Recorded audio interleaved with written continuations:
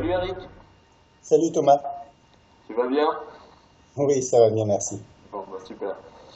Alors aujourd'hui on fait cette petite vidéo parce que voilà, je remarque que quand on parle de santé et d'hygiénisme, il y a un regard qui est important à faire, c'est celui de l'équilibre acido-basique. Tout Et à je fait. pense que c'est une bonne notion de base à avoir quand on s'inquiète de sa santé et quand on a envie d'en apprendre un peu plus. Donc j'aurais aimé avoir aujourd'hui le regard d'un naturopathe sur l'équilibre acido-basique, quoi, justement. Alors, la notion d'équilibre acido-basique est importante parce qu'en fait, elle conditionne certains mécanismes. D'accord. L'homéostasie, c'est la capacité du corps à réguler certaines constantes biologiques. Par exemple, la respiration, la digestion, la tension sanguine. Ce sont des constantes biologiques qui ne font pas l'objet d'une attention particulière de notre part. Elles sont régulées de manière automatique. Et en ce qui concerne l'équilibre acido-basique, c'est la même chose. Alors, ça veut dire quoi l'équilibre acido-basique? C'est la capacité du corps à réguler une constante qui est le pH sanguin. Le pH, ça veut dire le potentiel hydrogène, mais peu importe. Ce qu'il faut retenir, c'est la notion d'acidité. Tout le monde sait ce que c'est quelque chose d'acide. C'est quelque chose qui a tendance à être un peu agressif. Et quelque chose d'alcalin, c'est synonyme de doux. Voilà, on va schématiser un peu ces notions pour D'accord, qu'elles ouais. puissent être plus facilement appréhendables dans l'esprit des gens. Yes. Donc, le sang a besoin d'un pH qui varie entre 7,32 et 7,46. Quand je dis qu'il varie entre 7,32 et 7,46, c'est une fourchette qui est vraiment délimitée. C'est-à-dire que si on sort de cette fourchette, que ça soit d'un côté ou de l'autre, trop acide ou trop alcalin, on va avoir soit de l'épilepsie, soit une crise de tétanie. D'accord. Donc, comme ça va avoir une répercussion très très rapide sur les fonctions neurologiques, l'organisme, grâce aux fonctions homéostasiques, c'est-à-dire de régulation automatique de certaines constantes biologiques, l'organisme va maintenir ce pH constant. Comment il fait pour maintenir ce pH? En fait, il faut savoir que dans la journée, on va respirer, on va manger, on va faire toutes sortes de choses qui peuvent soit encourager l'acidification, soit encourager l'alcalinisation du sang. Si on respire, la respiration favorise l'alcalinisation du sang. Mais par exemple, faire du sport intense, par les sécrétions d'acide lactique, va avoir tendance à acidifier le sang. Si je mange des aliments plutôt alcalins, et on va voir ce que c'est un aliment alcalin, j'aurai tendance à plutôt alcaliniser mon sang, entre guillemets, je dis entre guillemets. Et si je mange plutôt des aliments acides et des boissons acides, j'aurai tendance à l'acidifier. D'accord. Le stress aussi nerveux peut favoriser l'acidification. Donc on voit que par rapport à nos activités, on peut soit acidifier le sang, soit l'alcaliniser. Mais comme j'ai expliqué tout à l'heure, on est dans une fonction qui est contrôlée. C'est-à-dire que comme le sang ne peut pas varier au-delà de 7,32, 7,46, il a plusieurs possibilités pour maintenir ce taux, ce pH constant. Comment il fait? Dans un premier temps, il va utiliser les poumons. Alors, les poumons sont capables de désacidifier alors les auteurs disent entre 70 et 90% des acides. Et les acides que les poumons sont capables de rejeter, ce sont des acides faibles. Alors, on va rentrer déjà dans le détail. Il existe trois sortes d'acides, les acides faibles, les acides moyens et les acides forts. Les acides faibles sont oxydés par la voie respiratoire, par les poumons. Les acides moyens, ce sont les acides qui proviennent des sous-produits animaux, par exemple le lait, le fromage. Et ces acides moyens vont être éliminés soit par les poumons, soit par la peau. Et ensuite, les acides forts, qui proviennent de l'acide sulfurique, phosphorique, vont se transformer ensuite en purine et vont donner de l'acide urique qui va être uniquement transformé au niveau, uniquement éliminé au niveau rénal. Il faut D'accord. savoir que c'est essentiellement la viande, la charcuterie, les volailles qui vont générer ce genre d'acide. Donc, maintenant, on va récapituler. Lorsqu'on consomme des fruits, des légumes, il y a certains légumes qui sont acides, comme l'épinard, voilà, ou l'oseille. Et les fruits, ça sera essentiellement des fruits aqueux qui génèrent des acides faibles, comme la pomme, la poire, la cerise, l'abricot. Les fruits, il existe aussi ce qu'on appelle les fruits, les agrumes, les citrons, les pamplemousses, qui vont donner de l'acide citrique, malique, tartrique, et qui sera éliminé sous forme pulmonaire.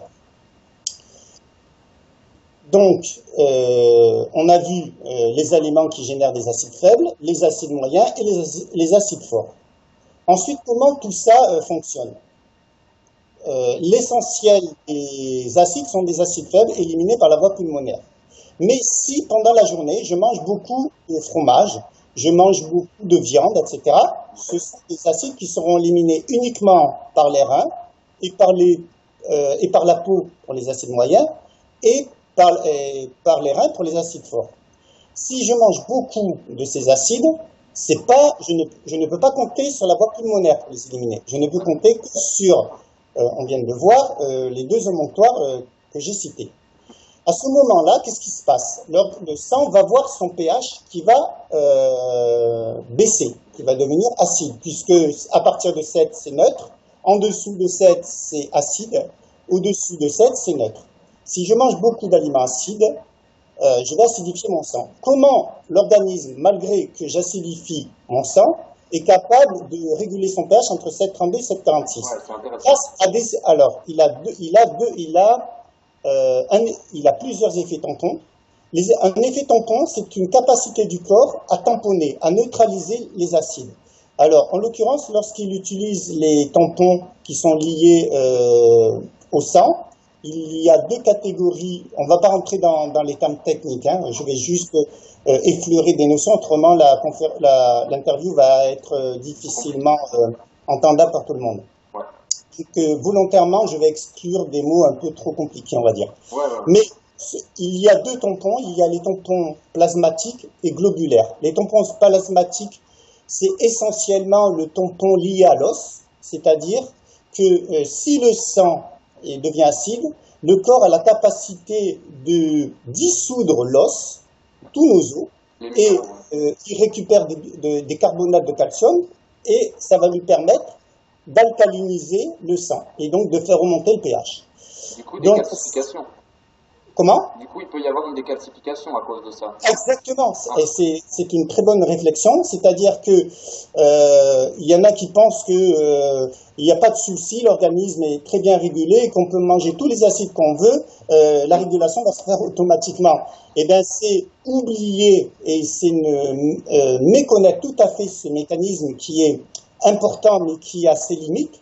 C'est-à-dire que si on compte sur l'effet tampon pour rééquilibrer le pH sanguin, eh bien, ça va se faire exactement au détriment de ce que tu as dit, et on peut avoir une déminéralisation au niveau des os, et c'est-à-dire que c'est assez ambigu cette histoire, parce que si par exemple tu vas faire des tests et que ton médecin généraliste fait une analyse sanguine et te dit monsieur, vous n'avez aucun souci, vous avez un très bon taux de calcium au niveau sanguin, tu es rassuré, sauf que tu peux être rentré dans un processus de déminéralisation, te retrouver avec une très forte déminéralisation au niveau des hanches, par exemple, de l'os de la hanche, et avoir en même temps, en parallèle, un calcium sanguin qui est impeccable. Sauf que cette calcémie sanguine se fait au détriment, si tu régules mal si tu équilibres mal ton bol alimentaire, peut se faire au détriment de ta calcification.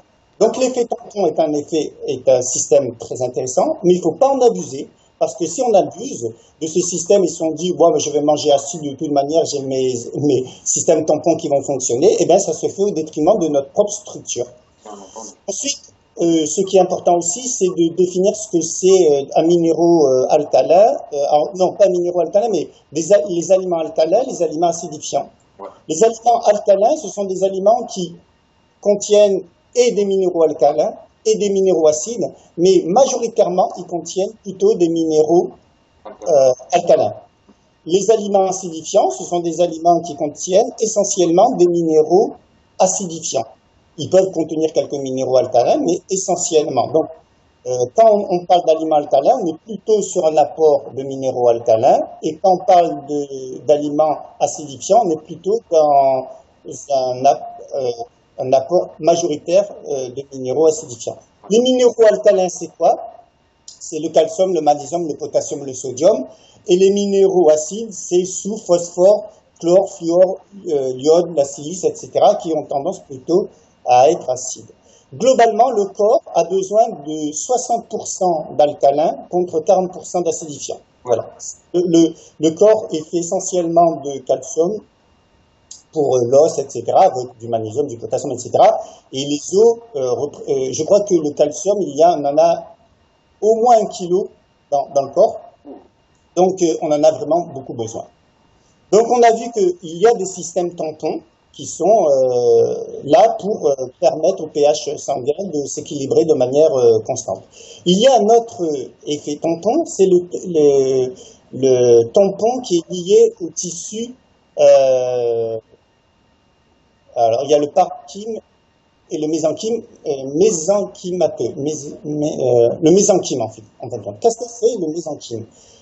Les tissus qui forment nos organes, donc le foie, le cœur, c'est du parenchyme.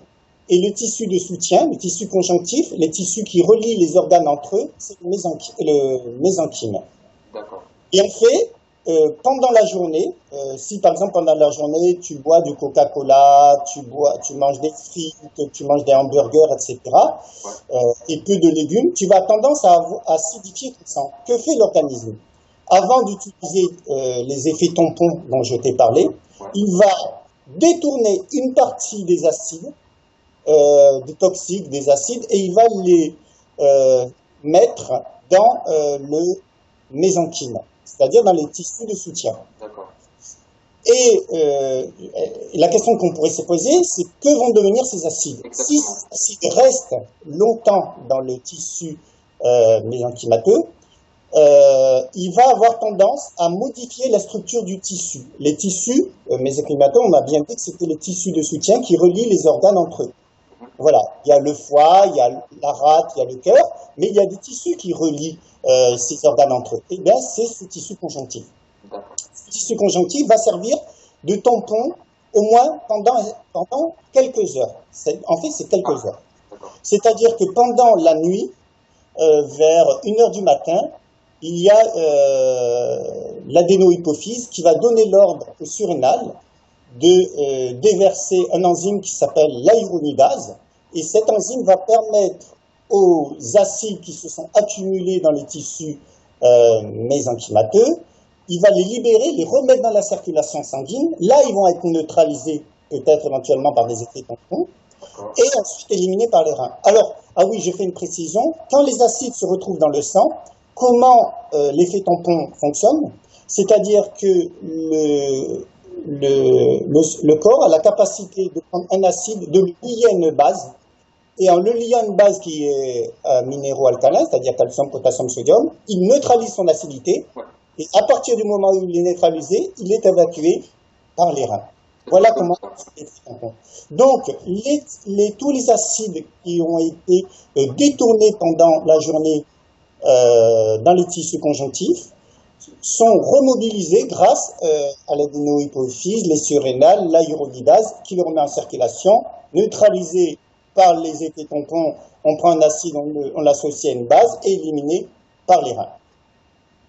Voilà un petit peu le fonctionnement. Si, pour X raisons, et on verra les raisons, il y a tendance à avoir une accumulation d'acide au niveau de ce tampon qui est le mésenchyme, tissu conjonctif, alors le tissu conjonctif va changer de forme, et de la forme gel, GEL, il va passer de la forme sol, SOL, qui est synonyme de solide, il va passer à la forme gel, et à ce moment-là, le tissu va devenir sclérosé, et ce tissu, au-delà du fait qu'il a le rôle d'éponge d'accumuler des toxiques, qui sont ensuite éliminés la nuit, il a aussi un rôle nourricier, c'est-à-dire que c'est à partir de ce tissu, j'ai dit que ce tissu est un tissu de soutien, mais qu'il est qui entourent les tissus nobles du foie, du cœur, etc., il y a des nutriments qui passent par là et qui vont nourrir les organes nobles.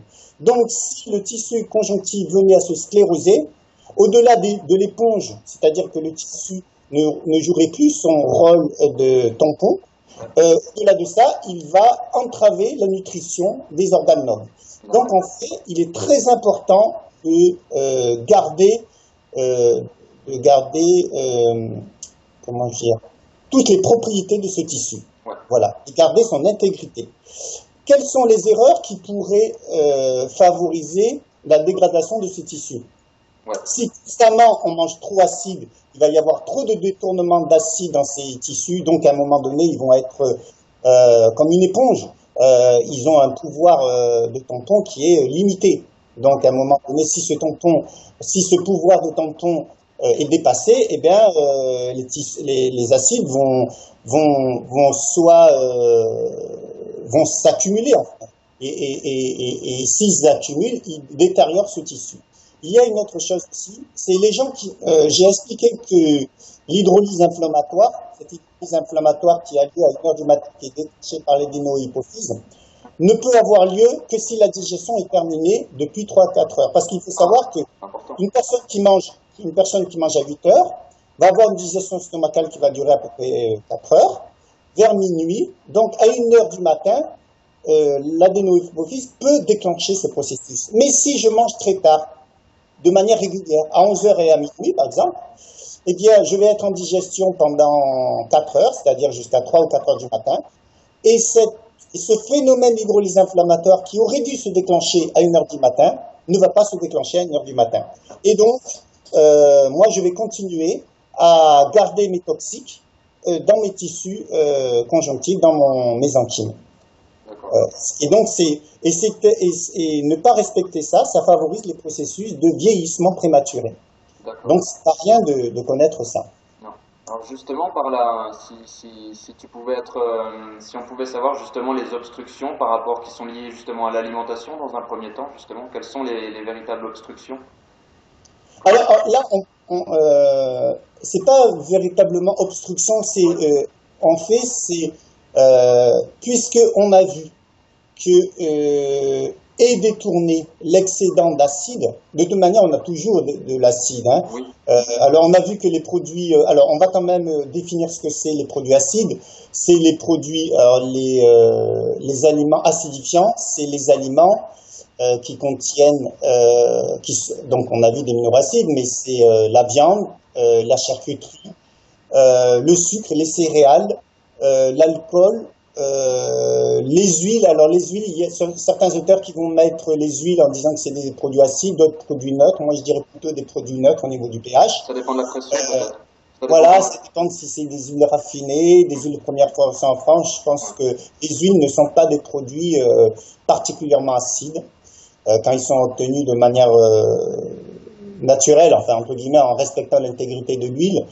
Et la levure de bière, ah oui, la levure de bière, que beaucoup de végétaliens ont tendance à se poudrer dans leurs aliments en disant que ça va leur amener beaucoup d'acides aminés. C'est très porteur de purine, et la purine est transformée en acide urique. Voilà. D'ailleurs, le thé, le café, l'alcool, la levure de bière sont très très chargés en purine. Le chocolat aussi, pas mal. Voilà. Après, il y a des légumineuses comme le soja qui sont assez riches en purine, donc transformées en acide urique. Donc, les végétariens et les végétaliens ne sont pas à l'abri d'un déséquilibre de la balance acido-basique, malgré qu'ils consomment de manière dominante, de manière majoritaire des fruits et des légumes, mais il y a des légumineuses les légumineuses d'ailleurs qui sont les protéines végétales, il faut avoir une certaine vigilance là-dessus, puisqu'ils sont plutôt acidifiants. Les aliments alcalins, c'est les fruits, les légumes, la châtaigne, la pomme de terre aussi. Donc en fait, dans notre alimentation, on devrait avoir pour les omnivores, puisque pour les végétaliens et les végétariens, le problème se pose moins, à moins qu'ils consomment trop de légumineuses. mais en général, ils consomment plus de fruits et de légumes. Mais pour l'omnivore qui a une variété, une palette très large d'aliments, il faut savoir qu'il devrait au moins avoir un apport de fruits et de légumes et aussi de plantes, de ce qu'on appelle les herbes, les plantes, et aussi des minéraux alcalins, à hauteur de 60%. Au minimum 60%, il y a certains spécialistes de la nutrition qui proposent d'aller jusqu'à 80%. Après, évidemment, si on est omnivore, parce que les omnivores sont aussi des gens qui mangent des aliments cuits et crus, et c'est vrai que dès qu'on cuit les aliments, on a tendance à les modifier aussi sur le plan chimique. Voilà. Donc, un aliment qui est cuit va pas perdre ses minéraux, mais les résidus alcalins seront moins concentrés. Voilà. Parce que la cuisson a tendance à acidifier les aliments. Alors évidemment, tout dépend du degré de cuisson. On a vu la dernière fois dans la vidéo dernière que la mise en garde que j'avais fait sur les notions de cuisson, et c'est très important de ne pas frire les aliments, de ne pas manger des aliments grillés ou brunis, parce que ils génèrent des molécules qui vont provoquer des dysfonctionnements cellulaires puisqu'il n'y a pas d'enzyme pour les neutraliser. Mais parenthèse fermée, voilà, donc on vient de voir un petit peu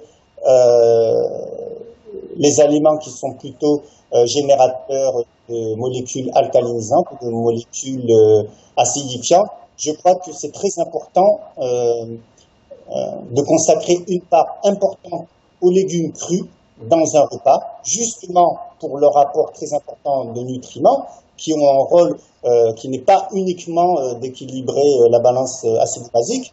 Ils ont bien d'autres rôles, mais ce rôle d'équilibrer cette balance acide-basique est très important, entre autres. Voilà. Bon, on a parlé des tampons. Oui, vas-y, pose-moi des questions si tu en as. Ouais, justement, parce que vu que depuis tout à l'heure on parle d'équilibre, donc c'est un équilibre entre les produits acides et les produits alcalins. Donc comme tu l'as dit, je crois tout à l'heure, il ne suffit pas d'être en dessous ni trop au-dessus aussi. Donc je pense que d'être trop alcalin, ce serait pas bon non plus dans l'optique. Mais est-ce qu'il est possible de devenir trop alcalin? Les gens qui sont trop alcalins,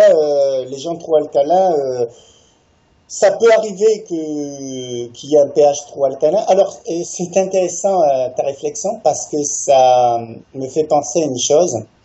Déjà, moi, je pense que les gens qui ont un sang trop alcalin, c'est rare et c'est souvent en relation avec une pathologie.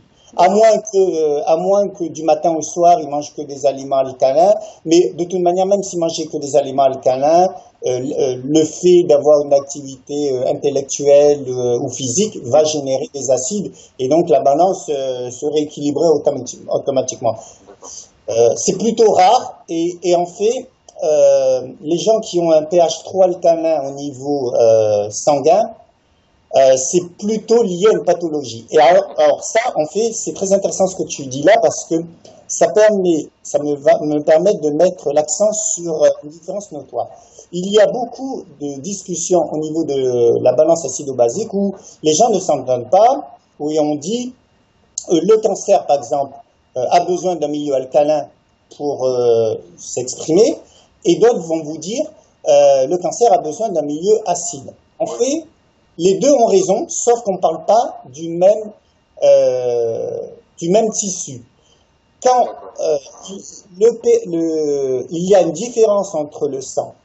Le sang, en fait, c'est quoi? C'est du plasma. Dans le plasma, il y a le liquide nourricier, c'est-à-dire des vitamines, des minéraux, des enzymes, etc. Il y a aussi les sécrétions des cellules. Bon. Le plasma, c'est un liquide dans lequel il y a des globules blancs et des globules rouges, et des plaquettes, etc. C'est très schématique, mais ça permet de savoir ce que c'est le sang. Le sang va ensuite permettre aux cellules d'être nourries. On est d'accord là-dessus? Ouais, complètement. Voilà. Et il y a donc une différence entre ce qui se passe au niveau du... Alors, quand on parle du pH, c'est du pH sanguin. Ouais. On a vu qu'il doit varier entre 7,9 et 46. Mais le pH intracellulaire, c'est-à-dire le pH à l'intérieur des cellules, lui, est très important aussi. Ce qui se passe, c'est que lorsque certaines personnes font référence aux travaux de l'ingénieur de la bioélectronique de Vincent. La bioélectronique de Vincent a mis en exergue 3 mesures, en plus du pH. Il a pour mesurer véritablement les valeurs du sang, mais aussi des urines, de l'eau, de tous les liquides. Il a mis au point 3 mesures, l'équilibre acido-basique, la résistivité. La résistivité, c'est la concentration des électrolytes, les électrolytes étant des minéraux, des oligoéléments, qui vont permettre de résister, qui vont permettre au courant de passer, mais de ils vont avoir une certaine résistance. La résistivité calcule cette concentration d'électrolytes dans un liquide. Et aussi l'oxydoréduction. L'oxydoréduction, c'est la capacité, c'est une mesure qui permet de voir la capacité d'une molécule à gagner ou à perdre des électrons. Voilà. Donc en fait, ces 3 mesures sont des mesures très fines qui permettent, en plus de l'équilibre acido-basique, ces 3 mesures associées, parce que très souvent on parle de l'équilibre acido-basique et on oublie de parler de l'oxydoréduction et de la résistivité. Et en ce qui concerne le cancer, en fait, les gens qui ont le cancer ont un pH intracellulaire très acide, et à cause des effets tampons que j'ai expliqués, eh bien, ils ont un pH alcalin, un pH sanguin qui est très alcalin.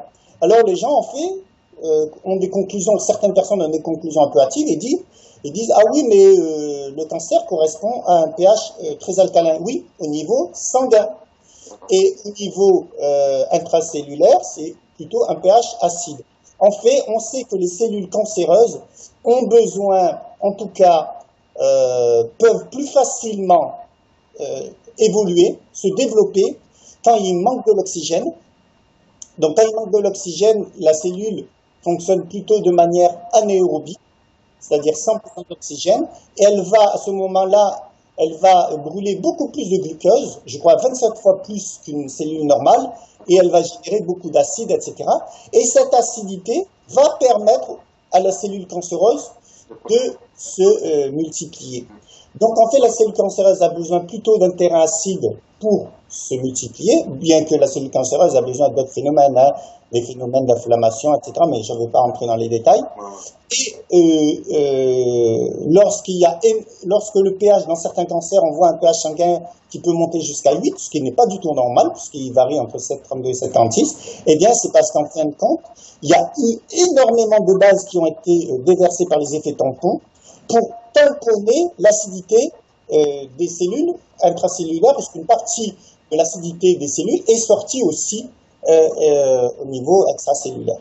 Donc c'est ces mécanismes qui sont prendre en compte, parce que si on a une vue qui est parcellaire, on risque de faire des conclusions hâtives jusqu'à dire que l'alimentation n'a aucune incidence sur la régulation du pH sanguin, parce que l'organisme, grâce à cet effet tampon, peut réguler de lui-même. Eh bien, dire ça, c'est oublier que si on mange trop acide et qu'on ne compte pas justement sur les produits alcalins pour réguler normalement ce pH sanguin, eh bien, cette régulation va se faire par les effets tampons, avec tous les effets délétères que j'ai expliqués tout à l'heure. Voilà. D'accord. Je sais que c'est une interview sur un sujet qui est normalement, là on fait l'interview sur une demi-heure, je ne sais pas le temps qui s'est écoulé, mais ce qui se passe, c'est que c'est une conférence, c'est une interview qui aurait demandé plus de temps, parce que il y a assez de complexité, et c'est bien quand même de pas aller trop vite, parce que évidemment, quand on a l'habitude de ces notions, ça paraît évident, mais quand on entend ça pour la première fois, c'est pas toujours évident de tout conscientiser, mémoriser, et que la compréhension soit limpide. Mais l'intérêt des vidéos, c'est qu'on peut revenir en arrière, écouter un petit morceau qui va pas, etc. Mais grosso modo, pour essayer pas de conclure, mais en tout cas de poser une approche un peu synthétique, il faut savoir que la régulation du pH se fait par l'alimentation, qui a un rôle très important de manière régulière, mais que, évidemment, derrière l'alimentation, il y a les effets tampons, il y a les poumons, il y a les reins et la peau, et les reins pour les acides forts. Ensuite, il ne faut pas oublier le fait qu'il y a l'effet tampon du tissu mésenchymateux qui va détourner une partie des acides pendant la journée. Et si on veut justement ne pas trop solliciter ces effets tampons qui occasionnent des perturbations, puisqu'on sait que l'effet tampon majoritaire est l'effet tampon lié à l'os, et comme tu l'as signalé tout à l'heure, si on utilise trop cet effet tampon, ben on peut se trouver avec de l'ostéoporose, une densité osseuse qui va réduire, on peut avoir des problèmes à la hanche, etc. Donc à ce moment-là, il est très important dans son alimentation de favoriser les aliments plutôt alcalins et de freiner tous les comportements qui amènent des aliments acides. Et il faut savoir qu'aujourd'hui, si par exemple on regarde l'alimentation des jeunes, et puis des moins jeunes aussi, qu'est-ce qu'ils font à midi? Ils vont manger un hamburger, un steak frites, grosso modo c'est un sandwich avec de la viande ou avec du poulet, c'est ça, de la viande, du poulet ou du poisson frit. Ce sont des aliments acidifiants. Le pain est acidifiant, tant plus qu'il est raffiné. Tout ça avec un Coca-Cola. Et bien, non seulement ce n'est pas l'objet de l'interview d'aujourd'hui, ça peut provoquer des déséquilibres neurologiques, mais au-delà de ça, évidemment, ça pousse la balance vers l'acidification. Et j'avais vu une étude qui prouvait que beaucoup de jeunes adolescents ont déjà, alors ça m'avait vraiment surpris, ont déjà des problèmes de déminéralisation osseuse à cause de leur mode alimentaire et de la consommation très importante de soda. Donc en fait, on n'a pas besoin d'attendre 60 ans ou 40 ans comme certains pensent, passer la ménopause est à 50 ans, mais 50 ans on va dire. Et pour les femmes, on pense que ces problèmes-là n'arriveront qu'à la ménopause. D'ailleurs, l'ostéoporose n'est pas une fatalité de la ménopause, c'est pas l'objet de l'interview, mais ça on pourra en faire un interview. Mais en tout cas, croire que les problèmes de déminéralisation ne concernent que les personnes d'un certain âge, c'est-à-dire 50 ou 60 ans, eh bien c'est faux. Il y a des jeunes qui ont des problèmes de déminéralisation osseuse à moins de 20 ans, ce qui est incroyable. D'ailleurs, moi, c'est en relation avec une alimentation à dominante acide. Complètement. Moi, je le vois, parce que par exemple, parce que moi, dans la famille, on a eu tous des cas d'ostéoporose, on va dire même rhumatisme, entre guillemets. Ma grand-mère, ça a commencé à 40-45 ans, ma mère entre 25 et 30 ans, et moi, à 10 ans, j'avais déjà ces problèmes, quoi. Tu vois, comme quoi... Oui, et alors, qu'est-ce que ça peut avoir comme effet d'avoir trop d'acide dans son sang? Alors, dans son sang, on n'aura jamais trop d'acide à cause des effets tampons. Mais si, justement, l'effet tampon des mésenchymes est utilisé de manière excessive, c'est-à-dire qu'on se retrouve avec trop d'acide dans les tissus, eh bien, il y a des symptômes qui sont particuliers. En général, la personne a tendance à être un peu pâle, un visage un peu pâle. Lorsque on appuie sur les cuisses, par exemple, ou sur les quadriceps, en fait, il y a des gens qui ont tendance à accumuler trop d'acide. Et à ce moment-là, ça provoque de la douleur. Les gens qui sont trop sensibles à la douleur, en général, ont accumulé des acides au niveau des tissus conjonctifs, les fameux mésenchymes. Voilà. Donc après, ça provoque aussi ça favorise les processus de déminéralisation, puisque on a vu que l'accumulation d'acide va avoir des conséquences sur les minéraux des os, puisqu'ils vont être ponctionnés. Ça peut pas favoriser les maladies articulaires, ça peut favoriser les inflammations, et ça peut même avoir des répercussions neurologiques, puisque l'acidité va avoir des conséquences sur certains fonctionnements neurologiques. Donc en fait, l'acidification de l'organisme, et notre société a tendance à nous pousser dans cette direction, est très délétère pour la santé, puisque comme on l'a vu, c'est une condition sine qua non, cet équilibre acido-basique au niveau sanguin. Autrement, les effets tampons se mettent en route, et c'est au détriment de notre structure. Voilà. Et de notre équilibre et de notre santé. J'espère que c'est un sujet assez complexe. J'espère que j'ai rien oublié, il me semble pas. Et voilà. Après, chacun à réfléchir à tout ça et à et à prendre les bonnes mesures. En ce qui concerne les végétaliens, les végans, les crudivores, en général, ils ont moins de soucis sur l'équilibre acide basique, puisqu'en général, ils préconisent plutôt les fruits et les légumes.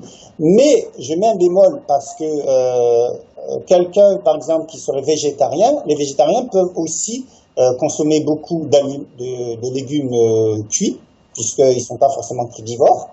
Et donc les légumes cuits, même s'ils gardent une bonne base en minéraux, ben, ça va quand même modifier sur le plan moléculaire et l'aliment. Et on sait que plus on cuit les aliments, et plus on acidifie l'aliment.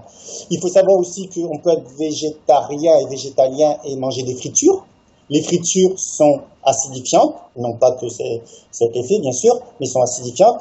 Donc le fait d'être végétalien, végétarien ne met pas à l'abri d'erreurs possibles. En général, ils mangent bien une bonne quantité de fruits et de légumes, mais ils peuvent les cuire, mais ils peuvent manger des fritures, mais ils peuvent faire des excès de protéines végétales sous forme de soja, comme certains, ou de lentilles, qui sont des légumineuses, qui sont plutôt acidifiantes par leur rapport en purine. Et puis, il y en a aussi qui utilisent un peu trop abondamment la levure de bière, qui est... alors, j'avais regardé les taux. Une viande qui est très riche en purine contiendrait 200 mg de purine pour 100 grammes, et 100 grammes de levure de bière amène plus de 3500 purines pour 100 grammes, ce qui donne un ordre de grandeur. Le thé aussi, et le thé, le café se trouve dans des chiffres comme ça, à 3000. Donc, il n'y a pas que la viande qui est générateur de purine et d'acide urique. Attention, il y a d'ailleurs, on voit des végétariens et végétaliens qui ont des problèmes d'acidose. Et puis après, alors les crudivores, ceux qui mangent des fruits et des légumes crus, eux sont plus à l'abri de ce problème d'acidose, puisqu'ils ne dénaturent pas les aliments en les cuisant. Qu'est-ce qu'un crudivore peut faire comme erreur? Éventuellement, il peut consommer des légumineuses en excès. Voilà, je dirais ça. Et puis, un crudivore aussi, il y a des crudivores qui mangent des céréales. Alors, les céréales, si les crudivores, il va les manger plutôt sous forme germée. Donc, évidemment que elles seront moins nocives, il n'y aura pas de gluten, etc. Les crudivores, pour là, bien qu'on peut faire des erreurs en étant crudivore, mais les crudivores sont plus à l'abri de ces problèmes. Mais on voit que les végétariens, les végétaliens peuvent aussi commettre des erreurs. Les végans, qui sont essentiellement des végétaliens avec comment je veux dire, une exigence plus importante, puisqu'ils ne portent pas de cuir, tout ce qui est dérivé des produits animaux, mais ça reste quand même des végétaliens sur la base animale, sur la base alimentaire. Donc à ce moment-là, les risques prendre un végan, c'est peut-être puisqu'ils mangent des légumineuses, les végans, si je ne me trompe pas, parce que c'est des végétaliens. Donc certains peuvent trop consommer de... Ça dépend de l'équilibre de notre apport, quoi. Si on favorise Exactement. Là, en fait, je suis pas en train de dire que tous les végétaliens se comportent comme ça, tous les végans se comportent comme ça, Je fais exprès de caricaturer certains comportements pour voir si, à l'intérieur de ces régimes, certains peuvent faire des excès. C'est pas la majorité, mais certains peuvent. Voilà. Ouais. Je suis pas du tout en train de critiquer tous ces régimes. Je pensais une chose juste pour finir, parce que tout à l'heure on parlait vite fait des crudivores, comme quoi eux étaient un peu à l'abri. Mais peut-être que si par exemple un crudivore surconsomme, fait dans la suralimentation et tout le temps en processus de digestion, du coup les processus tampons ne vont pas forcément bien s'opérer. Ou quelqu'un par exemple qui aurait des problèmes de poumons, tu vois, des problèmes de respiration, des problèmes d'asthme, éliminerait moins bien aussi les acides. Alors, c'est très intéressant. Déjà, en ce qui concerne les poumons, c'est vrai que tout le monde n'a pas la même capacité respiratoire, et donc n'a pas la même capacité à neutraliser les 80 ou les 90% d'acide faible dont j'ai parlé tout à l'heure. C'est encore intéressant ce que tu dis, parce que du coup, ça me fait rebondir à cette notion de terrain. Il y a, par exemple, dans l'esprit des gens, on dit que, alors parce que j'ai parlé des aliments acidifiants, les aliments acidifiants sont acidifiants pour tout le monde, hein, quel que soit le terrain. puisque ce sont des aliments qui, à dominant, vont apporter des minéraux acidifiants. Les aliments alcalins sont des aliments qui sont alcalins pour tous les terrains, puisque de manière majoritaire, ils vont amener des minéraux alcalins. Mais les aliments acides, c'est quoi les aliments acides? C'est sur le plan organoleptique, c'est-à-dire au niveau des sens. Ils vont avoir une sensation d'acidité. Par exemple, si tu manges un citron ou un pamplemousse, tu sais ce que c'est l'acidité. Et en fait, les aliments acides, alors c'est une subtilité, sont alcalins ou acidifiants selon la personne qui les consomme. Ça veut dire que, qu'est-ce qu'il y a dans un citron ou un pamplemousse? Il y a de l'eau, il y a des minéraux, vitamines, minéraux, enzymes, etc. Il y a des acides. Donc, si l'organisme arrive à neutraliser les acides par voie pulmonaire, puisque c'est des effets faibles, il ne reste plus que l'eau et les minéraux. Donc, pour cette personne qui aura fait ce processus, le citron, le pamplemousse ou l'orange, les agrumes, seront alcalins pour lui. Par contre, si la personne qui consomme ces fruits a une difficulté enzymatique ou d'oxydation au niveau pulmonaire, comme certains présentent ces caractéristiques, à ce moment-là, les acides des fruits seront mal éliminés. Donc, l'organisme va se retrouver, le sang va se retrouver avec un apport d'acide faible qui aurait dû être éliminé par la voie pulmonaire, mais comme ils n'ont pas été éliminés, ils restent dans le sang, et l'organisme va être obligé d'utiliser les effets tampons pour les neutraliser. Voilà. Et à ce moment-là, on voit bien que le fruit, par exemple un citron, ça risque rien, mais plusieurs citrons, il y a des cures qui proposent jusqu'à 10-12 citrons dans la journée, alors ça évidemment c'est très très discutable, mais si quelqu'un a un terrain acide, c'est-à-dire qu'il a tendance à mal neutraliser les acides et qui consomme une quantité phénoménale d'acide faible dans la journée, eh bien il va s'acidifier au même titre que celui qui consommerait trop de viande, etc. Parce que les acides qui vont se retrouver dans le sang, une grande partie va être détournée dans les tissus conjonctifs, et s'il y en a trop, eh bien ils vont stagner dans les tissus, et la personne va se retrouver avec les mêmes symptômes que celui qui consommerait des acides forts et qui ne les neutraliserait pas, c'est-à-dire que ça va lui abîmer la peau, les articulations, les tissus conjonctifs, etc. Donc, quand on consomme des fruits acides, il ne faut pas se dire « Ah, mais c'est des fruits acides, donc c'est des acides faibles, donc je ne risque rien ». Si on n'a pas une capacité oxydative importante, on peut se retrouver avec des soucis. Quelles sont la morphologie des personnes qui oxydent mal les acides? Ce sont plutôt des gens qui sont longilignes que brévilignes. Brévilignes, c'est plutôt carré des épaules, comme en général certains maçons, certaines personnes bûcherons qui ont une carrure physique, on voit qu'ils sont relativement costauds. Ces gens-là, voilà, ces gens-là ont en général une bonne capacité oxydative, une bonne capacité respiratoire. Et donc les gens qui oxydent mal les acides ont plutôt une morphologie plutôt longiligne, ils sont plutôt un visage rétracté, enfin des particularités qui prouvent que au niveau de l'énergie vitale, leur capacité oxydative, ils sont pas des plus performants. Et il faut savoir qu'à l'intérieur des comportements, des terrains, des individus, il y a des gens qui sont des survitaux, et ensuite il y a le survital, le normal vital et le sous-vital. Le survital est une personne qui a beaucoup d'énergie, l'énergie globale, l'énergie musculaire, l'énergie digestive, etc. Ces gens-là, en général, ils peuvent se permettre même de consommer une grande quantité de fruits, ça n'aura pas trop d'impact parce qu'ils ont une bonne capacité d'oxydation. Le normal vital, il y a le mot qui est à l'intérieur, normal, c'est-à-dire qu'ils sont pas des forces de la nature, mais ils ont une capacité qui est très correcte. Donc, tant qu'ils resteront sur une quantité normale, une quantité moyenne de fruits et légumes acides, ils n'auront pas de soucis. S'ils la dépassent, ils auront des soucis. Et par contre, le sous-vital, qui est plutôt maigre, qui est plutôt déminéralisé, sensible au froid, à la chaleur, à la douleur, cette personne-là devrait consommer des fruits acides, à queue, comme la pomme, la poire, la cerise, de manière très modérée, et plutôt en été, plutôt lorsqu'il y a une bonne température ambiante, parce qu'il a une capacité oxydative qui est faible. Il faut savoir, et comme la nature est bien faite, les fruits acides, comme par hasard, on les trouve où? Eh bien, dans les pays chauds.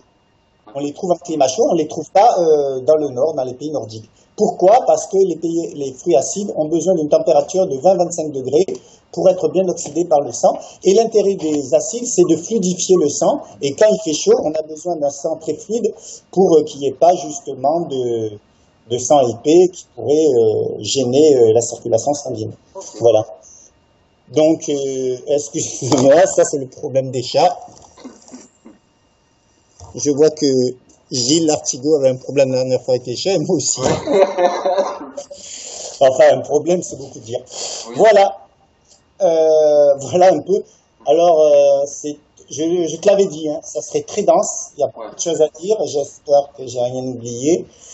Mais voilà. Je pense qu'on en fera d'autres justement sur plus les solutions, puis plus adaptées au niveau du terrain. Il vaut mieux ne pas dépasser 30 minutes là, on est à combien? On les a un peu dépassés là, mais bon, ça ira. Bon, parce qu'après si c'est trop long, les gens ne regardent plus. Et on en refera d'autres, puis je pense qu'il y aura des questions et on parlera sur voilà, si les gens ont des questions, qu'ils n'hésitent pas à poser des questions sur la partie où on pose des commentaires, et à ce moment-là, j'essaierai d'y répondre, il n'y a pas de souci. Okay. Voilà, et puis ils peuvent aussi me contacter sur mon adresse mail ericda1313@yahoo.fr. Okay. Voilà, s'ils ont besoin d'informations particulières. C'est gentil à toi. Voilà. Super. Eh ben, écoute, bon, merci beaucoup Thomas. Merci à toi surtout, ça me fait agréablement plaisir, c'est cool. Voilà. D'accord. Très bonne journée Thomas. Bonne fin de journée à toi. Salut. Merci.